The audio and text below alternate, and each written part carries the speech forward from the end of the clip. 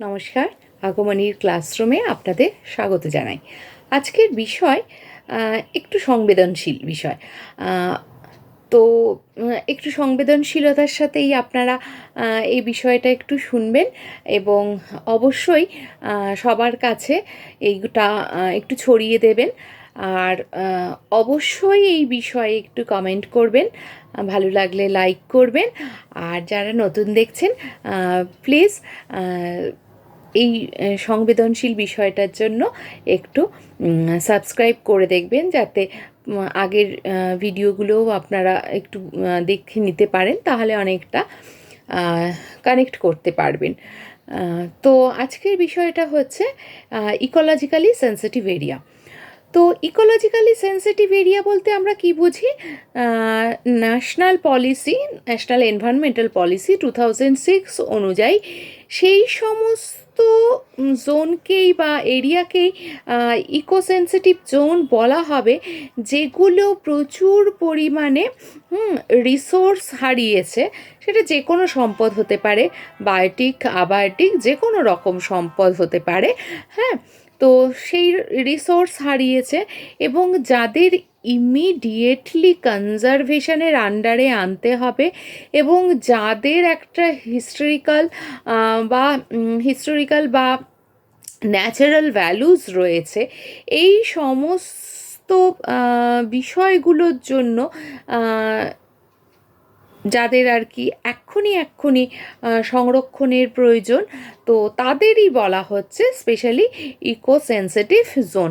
এবং ইকোসেন্সিটিভ জোনটা কিন্তু ভীষণভাবে মানে সেটা বায়োটিক ফ্যাক্টরের কারণে হোক বা আবায়োটিক ফ্যাক্টর, মানে বিজ্ঞানের ভাষায় এভাবে যদি বলি সেইভাবে হোক, বা ধরুন আমাদের মনোরঞ্জনের জন্য হোক বা আমাদের ঐতিহ্যের জন্য হোক, হ্যাঁ, বিভিন্ন বিষয়ের কারণে কিন্তু এই অঞ্চলগুলো কিন্তু সংবেদনশীল হয়ে থাকে।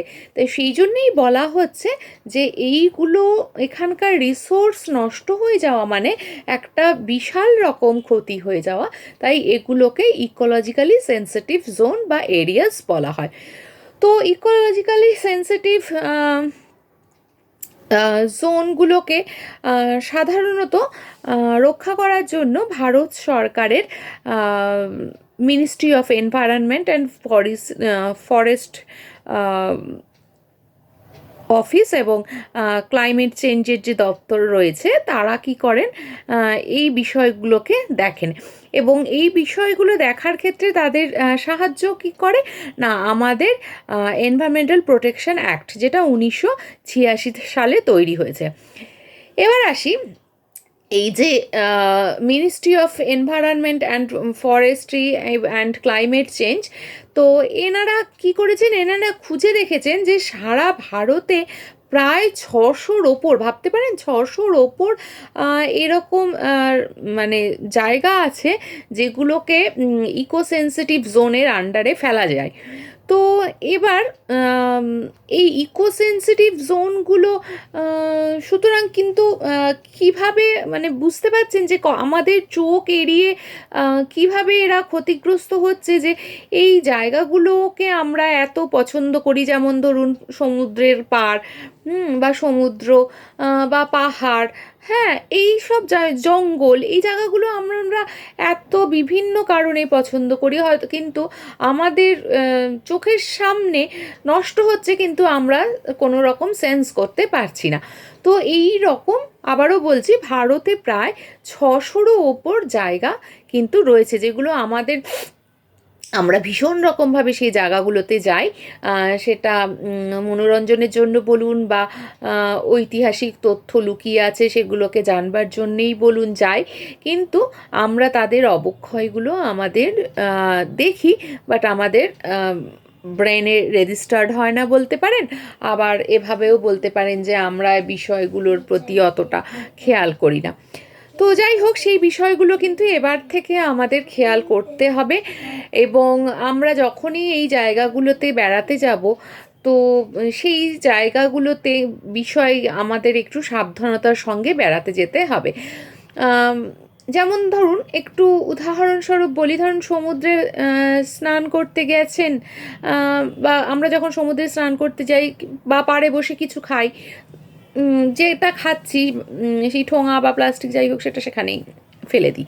বা ধরুন কোনো ঐতিহাসিক জায়গায় যাচ্ছি, অনেক মানুষই আছেন যে আসার সময় তাদের নামটা লিখে আসেন। তো এই রকম করে জিনিসগুলো কিন্তু নষ্ট করা যাবে না। তার কারণ কি, এগুলো আমাদের সংবেদনশীলতা, আমাদের সংস্কৃতি, এই সমস্ত দিকগুলো কিন্তু বহন করছে। একই সাথে পরিবেশীয় তাৎপর্যও কিন্তু এখানে লুকিয়ে আছে। তো চলুন এবার এগুলোকে কি করা যেতে পারে, এগুলোর উদ্দেশ্য কি। তো যতটা সম্ভব অরণ্য সম্পদের পরিমাণ বাড়াতে হবে, বা অরণ্য সম্পদের পরিমাণ কমানোর যে চেষ্টা চলে, হ্যাঁ, তো এর উদাহরণ আমি আপনাদের ইলামবাজার জঙ্গল দিয়ে দেখিয়েছি।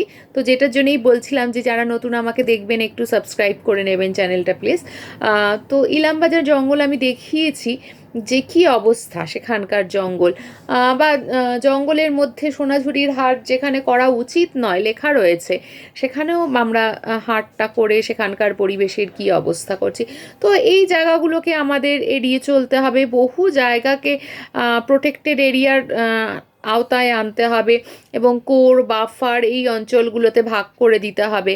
ম্যানেজমেন্টটাকে খুব ভালো করে ব্যবহার করতে হবে, হ্যাঁ, বিশেষ করে লোকাল পিপল বা লোকাল কমিউনিটিস যারা আছে তাদেরকে যে কোনো জায়গা কনজারভেশন বা প্রোটেকশনের ক্ষেত্রে তাদের ব্যবহার করতে হবে। দুটো কারণে, তাদের এক হচ্ছে তাদের লাইভলিহুড, 2 নম্বর হচ্ছে সেই জায়গার মানুষই সবচেয়ে ভালো জানবে সেই জায়গাকে রক্ষা করার কথা। অর্থাৎ আপনার পাশের বাড়ির খবর আপনি যত ভালো জানবেন, অন্য একটি জায়গা থেকে মানুষ এসে কিন্তু তত ভালো জানবে না। কারণ আপনি কয়েক জেনারেশন ধরে হয়তো ওই পাড়াতে বাস করছেন, এবং ওই পাশের বাড়ির কাকিমা জেঠিমা তাদের সাথে মানে সাংঘাতিকভাবে সুসম্পর্কে জড়িয়ে আছেন। সুতরাং তাদের বাড়ির খবর আপনি যত ভালো দেবেন সেটা বাইরে থেকে গিয়ে দেওয়া সম্ভব নয়। একইভাবে এই সমস্ত জোনগুলোকে রক্ষা করার কথা, হ্যাঁ, ওইখানকার মানুষ যত ভালো বলবে বাইরে থেকে লোক গিয়ে কিন্তু তত ভালো বলতে পারবে না। কারণ এক্স্যাক্ট ফিগারটা তারা জানতে পারবেন না যে কটা কোন স্পিসিস নষ্ট হয়ে গেছে, বা কতটা সমুদ্রে কি ধরুন পড়ছে, হ্যাঁ, এগুলো কিন্তু তাৎক্ষণিক অবস্থায় তারা যেটা দেখবেন সেটার ওপর বিচার করবেন, কিন্তু আদারওয়াইজ কিন্তু বলা সম্ভব নয় দূর থেকে গিয়ে, যেটা স্থানীয় মানুষেরা বলতে পারবে। তো এই ছিল ইকোলজিক্যাল সেন্সিটিভ এরিয়া। তো এবার থেকে আমরা একটা সংকল্প করে নিই, আমরা যখন বেড়াতে যাব তো একটু সচেতনতার সঙ্গে যাব, একটু সাবধানতা অবলম্বন করব, এবং একই সাথে দেখব আমরা যেমন আনন্দ করছি সেরকম আনন্দ যেন পরবর্তী ট্যুরিস্ট যারা যাবেন তারাও আনন্দ করতে পারেন, বা ওই সমস্ত অঞ্চলের মানুষ থেকে অন্যান্য প্রাণী সবাই যেন ভালো থাকে। এবং বায়োটিক, সায়েন্সের ভাষায় বললে বায়োটিক আবায়োটিক ফ্যাক্টরের মধ্যে একটা সামঞ্জস্য বা ভারসাম্য যাতে বজায় থাকে, এবং সেটা যাতে কোনোভাবে ডিস্টার্ব না হয়, আমরা এবার থেকে যখনই কোথাও যাব সেই বিষয়টা কিন্তু অবশ্যই মাথায় রাখবো। এবং একই সাথে ম্যান অ্যানিম্যাল যে কনফ্লিক্টটা আছে সেটাও কিন্তু দূর করার চেষ্টা করব। সুতরাং আজকে এই অবধিই রাখলাম। ভালো থাকুন, সুস্থ থাকুন, সচেতনতার সাথে জীবনযাপন করুন, তাহলে পরিবেশ এবং আমরা সকলেই ভালো থাকব। নমস্কার।